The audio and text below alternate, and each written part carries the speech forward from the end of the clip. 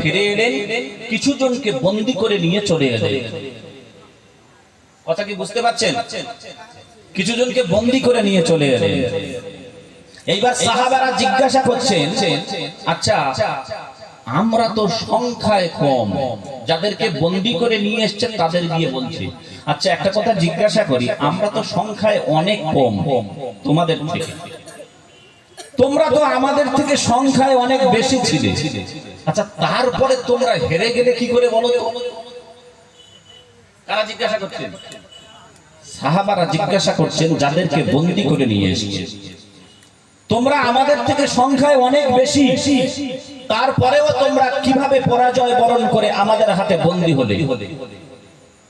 তারা উত্তর দিয়েছিল, ও বন্ধু আমার, আল্লাহ রাসূলের সাহাবারা যখন জিজ্ঞাসা করলেন, আমরা তো আপনাদের থেকে সংখ্যায় অনেক কম, যুদ্ধক্ষেত্রে আমাদের কাছে পরাজয় বরণ করলেন কিভাবে, আর কেমন ভাবে আমাদের হাতে বন্দী হয়ে আমাদের বাড়ি পর্যন্ত চলে এলেন, একটু কি তার নমুনা বলতে পারেন?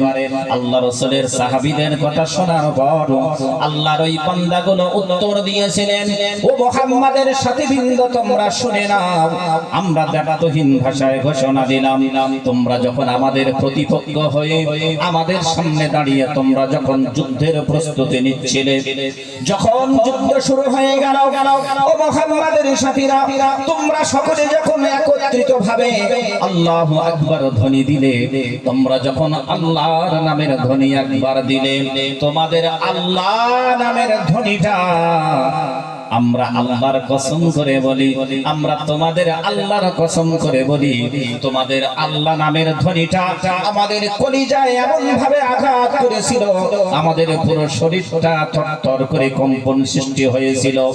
আমরা তোমাদের আল্লাহু আকবার ধ্বনি শব্দ শোনার পর আমাদের ভিতরে এমন কম্পন সৃষ্টি হয়, তরবারি চালানোর মতো ক্ষমতা আমাদের আর ছিল না। তোমাদের আল্লাহু আকবার ধ্বনির বদৌলতে আমরা তোমাদের থেকে সংখ্যায় অনেক বেশি হওয়ার পরেও যুদ্ধে পরাজয় বরণ করে আজকের বন্দী হয়ে চলে এসেছি। কথা কিছু বুঝতে পারলেন কি? আর আমাদেরও আল্লাহু আকবার ধ্বনি শব্দ আছে, তাই না? তারাও ধ্বনি দিতেন, আওয়াজ তুলতেন আল্লাহ নামের ধ্বনি। আর আমি আপনাদেরকে ওই লোহা পিতল ছুরি ঘষে ঘষে ধাত তুলতে হয়, তাই না? প্লাস্টিক ছুরি হলে ঘষে ধাত তোলা যায়? তোলা যায় না। কিন্তু লোহা পিতল তামার এই ধাতুর যদি ছুরি হয় ঘষে ধাত তুলতে হয়। তা আপনাদের প্রারম্ভিক পর্যায়ে ঘষে ধাত তুলতে হচ্ছিল। ধার নিয়ে বসে চলতে পারে নাকি? তাহলে আওয়াজ আসে। এখন শুরু করিনি।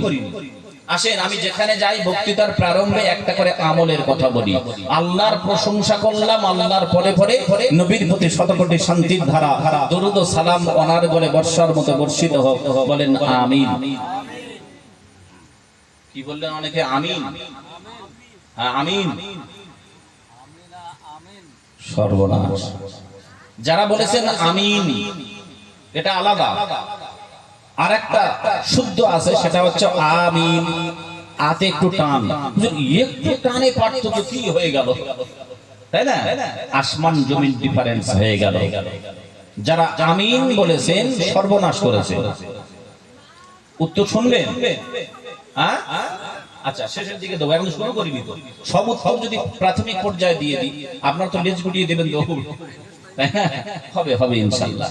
প্রিয় বন্ধু আমার মনে রাখেন, নবীর প্রতি দরুদ বর্ষণের পর আজকের সবার স্বনামধন্য যোগ্য মনোভূত নির্বাচিত সভাপতি সাহেব উপস্থিত, আমার মাথার মুকুট, আমন্ত্রিত অনামন্ত্রিত উলামায়ে কেরাম, হুফাজে কেরাম, সেই সাথে উপস্থিত এলাকা এবং দূর দূরান্ত থেকে আগত পিতৃতুল্য বয়োজ্যেষ্ঠ বাবাজিগণ, সমবয়স্ক কলিজার টুকরা যুবকবৃন্দ, স্নেহের কচিকাঁচা বাচ্চারা, পর্দার আড়ালে বসে শ্রবণদাতা ধার্মিকা মা ও বোনেরা, সকলের প্রতি প্রীতি, শুভেচ্ছা, অভিনন্দন, শ্রদ্ধা, স্নেহাশিস, ভালোবাসা জানিয়ে রাখলাম। সরাসরি চলে যাব বক্তৃতার দিকে। তার পূর্বে ছোট্ট একটা আমলের কথা। বাঙালি ফ্রিতে বিষ খায়, তাই না? আমরা সেই রকম বাঙালি। সেজন্য আমি বক্তৃতার প্রারম্ভে একটা ফ্যাসিলিটির কথা বলি, লাভের কথা বলি। যদি মন চায় তো জিনিসটা আমরা গ্রহণ করব ইনশাআল্লাহ। আচ্ছা, আগে লাভের কথাটা বলি। আল্লাহ রাসূল বলছেন, ওরে আমার উম্মতানিরা, সারা দিনের ভিতর তোমরা যদি ছোট্ট একটা সূরা পড়তে পারো, আমি রাসূল বলে গেলাম ওই পড়ার বদৌলতে তোমাদের জন্য জান্নাতে একটা ঘর আল্লাহ পাক রেজিস্ট্রি করে রেখে দেবেন। জোরে হবে না? আর একটু জোরে হবে না? কে বলেছেন? আল্লাহ রাসূল। হাদিস, قال رسول الله صلى الله عليه وسلم من قرأ سورة الإخلاص 10 مرات بنى الله له بيتا في الجنة أو كما قال محمد رسول الله صلى الله عليه وسلم আল্লাহ রাসূল বলেন, ওরে আমার গুনাহগার উম্মতানিরা, তোমরা যদি ছোট একটা সূরা 10 বার পড়তে পারো, আমি রাসূল জাবতুহীন ভাষায় ঘোষণা করে গেলাম ওই 10 বার সূরাটা পড়ার বদৌলতে আমার আল্লাহ তোমাদের জন্য জান্নাতে একটা ঘর রেজিস্ট্রি করে রেখে দেবেন। একটু মহাব্বতে বলা যাবে কি সুবহানাল্লাহ? আর একটু উচ্চ আওয়াজে বলা যাবে কি সুবহানাল্লাহ? সূরাটার নাম হলো বন্ধু আমার সূরাতুল ইখলাস। কি সূরা? তার মানে কি, কোন সূরা? তাই কি বলছে? আর ইখলাস কি সূরা সকলে নামই জানে না। যাক, সময় বেশি নেব না। সূরা কুল, কি বললাম? ও হুজুর তাই? আল্লাহর কি মুখস্থ হবে না ভুল, তাই না? আল্লাহু আকবার। যারা কোরআন জানেন না বাংলায় মুখস্থ করেছে, কোরআন যারা জানেন না বাংলায় যারা সূরা কুল মুখস্থ করেছে, আমি সানোয়ার বলছি, it is my challenge, any one person please come on the stage. একজন আছেন আল্লাহর বান্দা, একজন স্টেজের উপরে আসবেন যে হুজুর আমি বাংলায় মুখস্থ করছি, কোরআন জানি না। আল্লাহর কোরআনের ভাষ্য অনুযায়ী ওয়ারাত্তিলিল কুরআন তারতিলা, তারতিল আই বামানা তাজবিদ কে সাথ পড়ো, অর্থাৎ মাখরাজ সিফাতের সঙ্গে শুদ্ধভাবে একজন যদি পড়ে শোনাতে পারেন নগদ 1000 টাকা পুরস্কার। কেউ নাই, এতগুলো মানুষ কেউ নাই।